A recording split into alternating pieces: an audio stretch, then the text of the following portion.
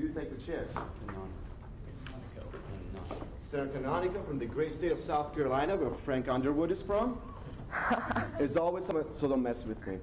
There's always someone delicious that's above me, so if you just give me a nod or a smile whenever you're ready, and get excited if you've watched the movie Inception. I know the party's always ready. The most resilient parasite in nature is an idea, such as this one. Don't think of Senator Mascaro in a Speedo, a pink Speedo. Yeah, good luck taking that image out of your head.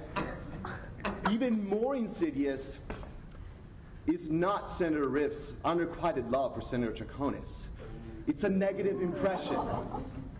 Because even one of the most powerful negative impressions can take down even a powerful man such as Eric Cantor.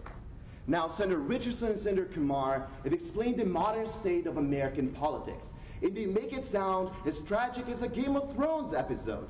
But my answer to that are the words of Chief Justice John Roberts, when he explains that the solution to bad speech is not censorship, such as what today's legislation tries to do by limiting campaign spending, but it's even more speech.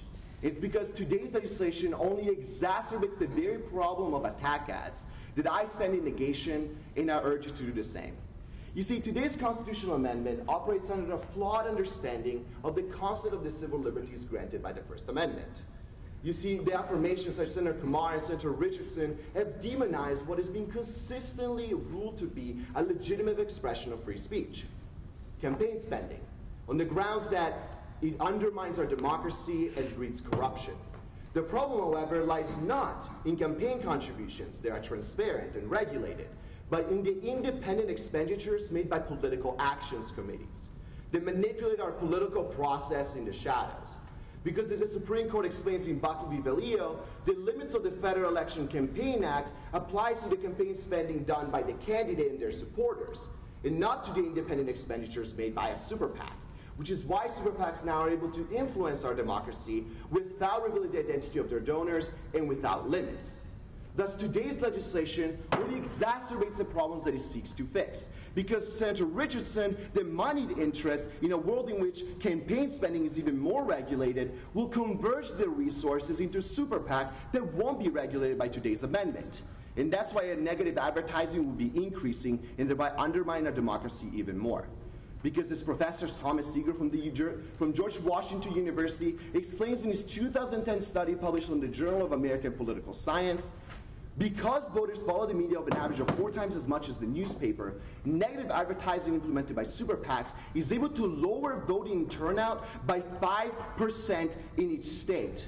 Which is why today's legislation, my fellow senators, is only going to undermine our democracy by limiting speech and only allowing the bad speech and negative advertising to survive in our political world.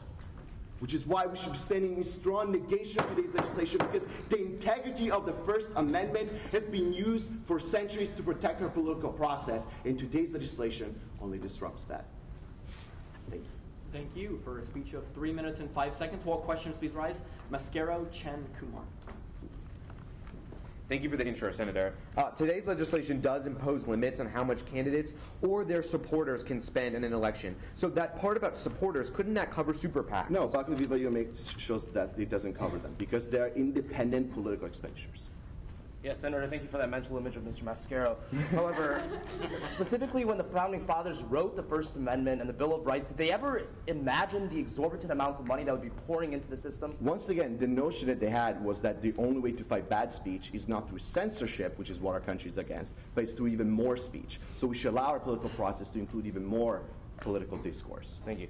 Since the amendment limits the amount of money that you and I can spend on our campaigns, doesn't that level the playing field between us and allow for less negative advertising? Senator Kumar, you're operating at a flawed understanding of the way American politics works. Eric Cantor outspent his opponent 10 times, and he still lost.